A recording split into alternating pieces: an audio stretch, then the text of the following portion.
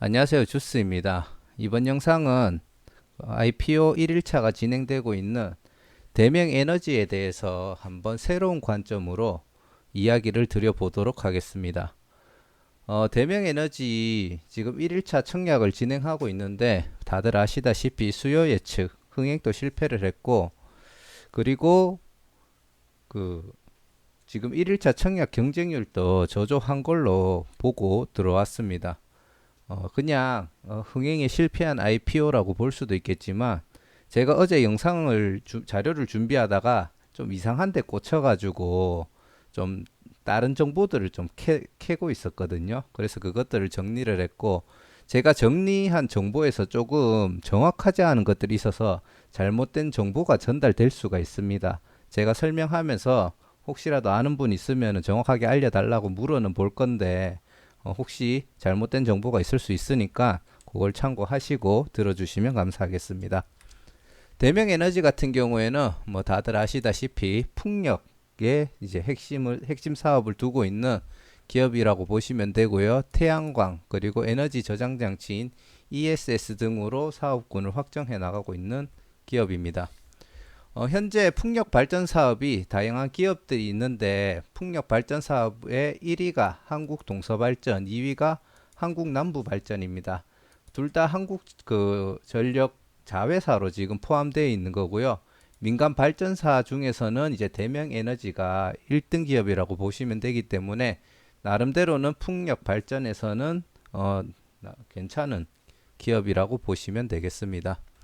현재 이렇게 다양한 우리나라 각지의 풍력 발전 단지를 구축을 하고 있고, 여기 딱 하나 태양광 발전 단지도 구축을 하고 있다고 보시면 되고요. 대명 에너지 같은 경우 이런 발전 단지를 구축을 하고 거기서 생산된 전기 에너지를 팔아 가지고 매출을 올린다고 보시면 되겠습니다. 공모 정보를 간단하게 보시면은 청약은 오늘 1일차 진행이 되었고요. 내일까지 진행이 됩니다.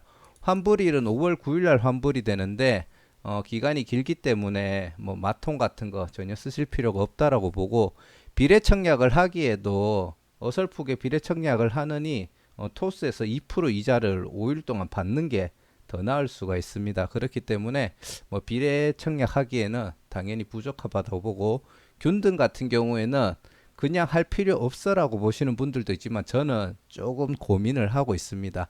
왜 고민을 하고 있는지에 대해서 설명을 드린다고 보시면 될 것 같고요. 주관사는 한국투자증권, 삼성증권입니다. 공모주는 250만 주인데, 이 50만 주가 구주 매출로 현재 대표이사의 모친이 그 구주 매출을 일으켰다고 보시면 되겠습니다. 상장 후에 주식수는 1,700만 주인데, 현재 공모가가 15,000에서 18,000원인데 하단인 15,000원에 확정이 되었습니다. 38 커뮤니케이션 기준으로 장외가는 13,000원이고요. 기관 경쟁률이 254대 1이 나왔고, 의무 보유 확 신청 비율은 0.34로 거의 없다고 보시면 되겠습니다. 당연히 상장일 날 유통 가능한 물량이 거의 그대로 다 나온다고 보시면 되고요. 상장일 날 유통 가능한 물량은 약 250만 주, 금액은 약 375억 정도가 되겠습니다. 청약 수수료가 있고요. 환매 청구권은 없고, 아까 얘기 드렸던 구주 매출이 50만 주 발생을 했습니다. 공모가 기준으로 시가총액은 2,550억, 그리고 현재 장외가 기준으로 시가총액은 2,210억이고요. 공모가 기준 PER은 10.21, 장외가까지 떨어진다면은 PER이 9.88인데 요 제가 잘못 적었네요. 그리고 비교 기업들, 에너지 장비 서비스 관련된 기업들이 30.62의 PER을 기록을 해주고 있고, 다만 이거는 풍력에 한정된 게 아니고 에너지 장비 전체에서 보다 보니까 에너지 사업 중에 풍력이 약간 선호되지 않는 그 업종이다 보니까 아무래도 그것보다 PER이 낮은 게 정상이라고 보시면 되겠습니다. 그리고 중복 청약되는 종목은 없습니다. 자, 지금 대명에너지가 흥행을 실패하는 이유에 대해서 한 세 가지 정도 이야기가 있더라고요. 그 중에서 첫 번째가 대명에너지 같은 경우에 발전 단지를 구축할 때 자기들 자회사로 지분율 한 100% 정도의 자회사를 만들어 가지고 그쪽에 하청을 주는 방식으로 이제 보통 일을 줍니다. 근데 내가 100%의 지분율의 법인을 가지게 되면은 그 회사는 종속기업, 흔히 얘기하는 자회사로 편입이 되는데, 우리가 타 기업의 법인 회사가 타 기업의 지분을 가졌을 때 1%에서 20% 미만이면 투자 기업으로 그 회계에 반영이 되고요. 20%에서 50%면 관계 기업으로 반영이 됩니다. 그리고 종속 기업은 50%에서 100% 이하일 때 반영이 되고, 투자 기업 같은 경우에는 그냥 자산 중에 매도 가능한 금융 자산으로 포함이 회계상에 편입이 되고요. 관계 기업 같은 경우에는 지분법 이익이라고 해가지고 수익으로 편입이 됩니다. 그리고 종속 기업 같은 경우에는 이제 그 자회사라고 해가지고 그 회사에서 발생하는 모든 재무제표가 그대로 모기업에 플러스가 됩니다. 별도 재무제표 말고 연결 재무제표가 이제 그런 법인 회사들의 재무가 다 반영되는 결과라고 보시면 되고요. 근데 지금 대명에너지 같은 경우에 그런 일들을 하청하기 위해서 만들었는 다양한 법인들이 있습니다. 그런 법인들의 지분을 굉장히 많이 가지고 있기 때문에 실제로 연결 재무제표의 실적이 이 기업들의 실적이 다 플러스가 되어 있다고 보시면 되고요. 물론 그 지분이 50% 이하더라도 내가 지배력을 가지고 있다면은 그 회사는 종속회사로 편입이 돼서 연결 재무제표에 반영이 되고, 50% 초과를 하더라도 그렇게 지배력이 없다라고 판단되면은 관계기업으로 바뀌면서 지분법으로 이익으로 편입이 됩니다. 뭐 설명은 드렸지만 뭐 사실 꼭 알아둘 필요는 없고, 재무제표를 공부를 한다면은 이런 부분도 알아두시면 좋을 것 같습니다.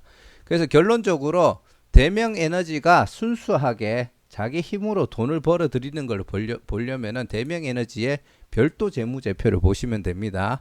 이게 2020년도, 2021년도인데 별도 재무제표를 보시면은 매출액이 2021년도 기준 1,473억, 그리고 영업이익이 485억, 당기순이익이 355억인데 2021년도 이 종속기업들의 실적을 다 더하고 나니까 매출액이 1360억, 오히려 매출액이 감소하는 결과가 나왔고요. 영업이익 같은 경우에도 485억인데 468억, 그리고 당기순이익 같은 경우에도 355억인데 249억입니다. 2020년도 때 보시면은 이게 연결로 넘어가면서 종속기업들의 실적이 반영되면서 매출도 증가를 해주고 영업이익도 증가를 해주고 당기순이익도 증가를 안 해줬네요. 증가를 해줬네요. 증가를 해줬는데 실제로 그 2021년도 같은 경우에는 반대의 결과가 나왔거든요. 그렇기 때문에 실제로 그렇게 반영이 크게 되지는 않는다. 종속기업들의 영향력이 크게 받지는 않는다라고 저는 일단 1차적으로 판단을 하고 있고요. 하지만 이것들은 대명에너지의 사업이 흘러가는 방향, 거기에 따라 종속기업들에게 어떻게 하청을 주느냐에 따라 달라질 수가 있고, 경우에 따라 일부러 수주를 비싸게 할 수도 있고 유리하게 하기 위해서, 그리고 그 어떨 때는 싸게 내 그 자회사들이 손해를 보더라도 내 재무제표를 좀 더 유리하게 하기 위해서 뭐 싸게 발주를 줄 수도 있고 그렇거든요. 그래서 거기에 따라 어느 정도 재무제표에는 영향을 줄 수 있다, 그렇게 보시면 될 것 같습니다. 자, 그리고 두 번째 이유는 그 1월 달에 대명에너지가 공모 청약을 진행을 했다가 연기를 하고 5월 달에 지금 진행을 하고 있는 거고요. 1월 달에 총 공모 주식 수는 450만 주였습니다. 이번에 진행하는 건 250만 주고요. 공모가가 25,000에서 29,000원이었는데 청약을 취소를 하고 연기를 했는 거고요. 5월 달에 진행을 하면서 공모가가 15,000에서 18,000원 밴드가 형성되었습니다. 그리고 최종적으로 15,000원에 확정이 되었고요. 1월 달에 구주 매출은 서정현 대표가 105만 주, 그리고 모친께서 68만 주를 구주 매출로 내놨는데 그때 당시에 만약에 구주 매출을 그대로 공모가 밴드 하단으로 발생을 시켰다면 서정현 대표는 262억의 수익이 생겼을 거고, 물론 세금은 떼야 되겠지만 우리 모친분께서는 170억의 수익이 생기는 겁니다. 하지만 이번에 청약을 진행하면서 서정현 대표는 구주 매출을 완전히 취소를 했는 상태고요. 그리고 모친분께서는 68만 주에서 50만 주만 구주 매출로 내놓으셨습니다. 15,000원에 공모가가 확정이 되었기 때문에 구주 매출로 들어오는 수익은 75억 이라고 보시면 되고 확실히 많이 줄어드는 모습을 볼 수가 있습니다.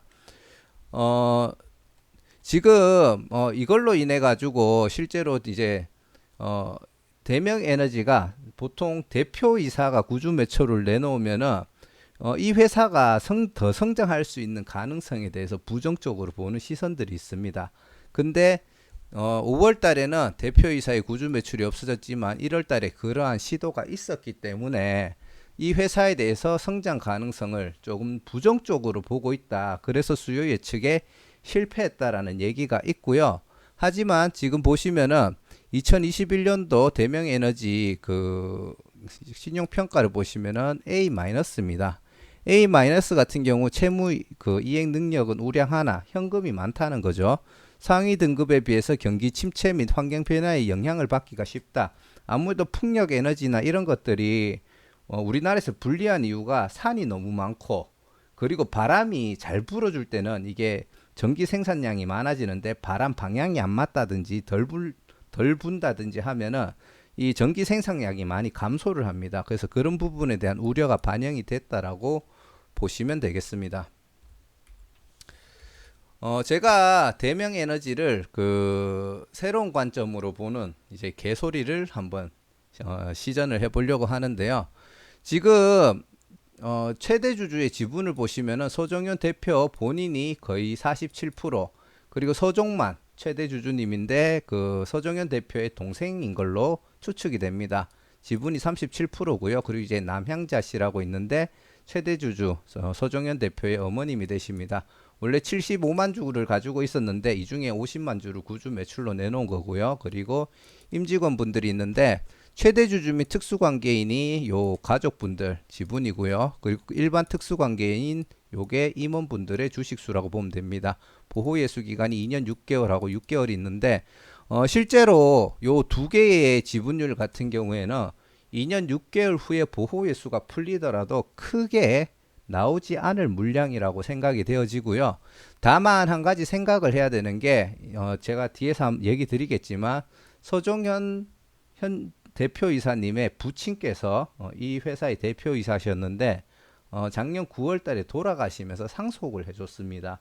그래서 지금 서종현 대표가 1월 달에 구주 매출을 내놓은 이유가 상속세를 납부를 해야 되기 때문에 기업의 발전성을 부정적으로 봐서 그런 게 아니고 상속세를 내야 되기 때문에 어쩔 수 없이 구주 매출을 내놨다라는 의견이 있고요. 그러면은 흥행의 실패를 추측하는 이유 중에 두 번째 이유는 사라지는 게 되겠죠. 그렇게 보시면 될 것 같고요. 개인적으로는 그 의견도 저는 공감을 하고 있습니다. 그래서 2년 6개월이 지나면은 이 지분의 일부는 매도를 해가지고 돈을 만들어서 상속세를 내야 되는데 중요한 포인트는 상속세를 2년 6개월 동안 기다려주지는 않을 거라고 생각을 하고요. 상장 후 추가 가능한 물량도 이게 그 증권 주관하는 증권사 쪽에 신주 인수권 부사채가 발행이 되는데 이 5만 주를 제외하고는 없기 때문에 주주 구성은 사실 굉장히 좋은 상태라고 보시면 되겠습니다. 기관들 수요 예측이 실패했기 때문에 이 물량이 그대로 상장일날 유통 물량이 된다고 하더라도 실제로 6개월 동안 요 물량밖에 없다라고 보고요. 6개월 후에 이런 물량들이 나올 수는 있겠지만 이게 추가가 된다고 하더라도 물량 자체가 그렇게까지 유통 가능한 물량이 많아지지는 않을 거라고 보고요. 그래서 그런 점에서 조금 긍정적으로 보는 부분이 있습니다. 자, 지금 이제 이게 대명에너지 회사가 발전해온 뭐 연역이라고 보시면 되고요. 2000년도에 솔반이라는 회사를 만들어서 그 현 서정현 대표의 부친 되시는 분께서 지분 전체를 인수를 했습니다. 보시면은 이 회사를 설립하신 분이 이재동 대표님이셨을 거고요. 2007년도 5월 25일 날 서기섭 대표님이 지분을 다 인수를 하면서 지분율 100%가 됐습니다. 자, 그렇게 2007년도부터 회사 대표이사 겸 최대주주였는지 아니면 뭐 당연히 100%니까 최대주주 겸 대표이사셨겠죠. 그러면서 회사 경영을 해오다가 2014년도에 보시면은 6월 달에 보시면은 갑자기 자본금을 증자를 하시고요. 그리고 발행할 주식 총수를 8만 주에서 120만 주로 늘리십니다. 그리고 다시 자본금을 3억에서 15억으로 늘리고 있고요. 이게 6월 17일에서 6월 20일 딱 3일간에 이루어졌습니다. 그리고 이제 뭐 잠시 대표이사가 바뀌면서 뭐 이제 다른 풍력 사업 같은 것도 하고 있는 상태고요. 그리고 보시면은 이제 2014년 6월 20일 날 요때 증자하면서 최대 주주가 서종만으로 변경이 되죠. 이게 이제 자본금을 증자하면서 이 서종만이 아까 전에 그 최대 주주 동생이거든요. 그러면서 이제 유상증자 서종만의 그 전에 뭐 돈으로 물려줬던 거를 가지고 유상증자를 시켜서 지분율 48%를 만들었죠. 그리고 나서 이제 2018년도에 이제 형이 이제 넘어오면서 그 지분 매수 및 증여를 받아가지고 43%를 만듭니다. 그리고 2021년도 9월 달에 동생의 지분을 일부 매각을 하고 그리고 2021년 10월 달에 상속을 받으면서 지분율이 37%, 47%로 변경이 되었는데 제가 이거를 분석을 하다가 개인적으로 느끼기에는 2014년도 6월 달부터 해가지고 뭔가 굉장히 급하다는 느낌이 많이 들거든요. 제가 생각하기에는 요 대표 이사님, 현 대표님의 부친님께서 이때부터 뭔가 건강이 안 좋으셨던 것 같아요. 그래서 회사를 자녀분들에게 넘기기 위해서 나름 준비를 하셨던 것 같고 작년 9월 달에 돌아가셨다라고 기사에서 찾았는데 그러면서 지분을 상속을 해주면서 이 그 형인 서정현 대표에게 회사를 넘겼다라고 이해가 됩니다. 그리고 이거는 이제 임원들 이제 변동 사항인데 실제로 보시면은 대표이사 서정현 그리고 최대 주주 겸 임원으로 서종만 형이고 동생이죠. 그리고 뭐 대표이사가 중간에 잠깐 바뀌는 경우는 있지만 최종적으로 이제 서정현 대표이사가 대표이사로 취임이 됐다고 보시면 되겠습니다. 자, 그래서 제가 처음에 이 종목에 대해서 의구심을 가졌던 게 사실 이 사진입니다. 왜 이렇게 어리지라는 생각을 했거든요. 지금 보시면은 건국대학교 전기공학과 2006년도에 입학을 했다라고 하는데 제가 그냥 계산을 해봤는데 아마 86년생 정도가 되지 않을까라고 지금 추측을 하고 있고요. 대학교 입학했는 시점 기준으로 생각을 했을 때 물론 뭐 재수를 했다든지 하면은 나이가 더 있을 수도 있겠지만 뭐 정확하게 알아보지는 않았습니다. 그리고 포항공대 대학원을 다니면서 시기가 보시면 2013년도부터 15년도거든요. 요때 대학원을 다니면서 대명 지인씨 여기도 서기섭 대표님께서 대표로 있던 회사인데 여기에 에너지사업 본부 차장으로 이제 일을 했습니다. 그리고 2014년도부터 아까 전에 2014년도부터 조금 이제 바쁘게 뭔가 기업을 승계하기 위한 움직임이 보였죠. 그때 이제 대명에너지로 넘어오면서 전무이사가 되었고 2016년도 8월 달에 대표이사가 되면서 이제 그 대표이사직을 맡고 있고요.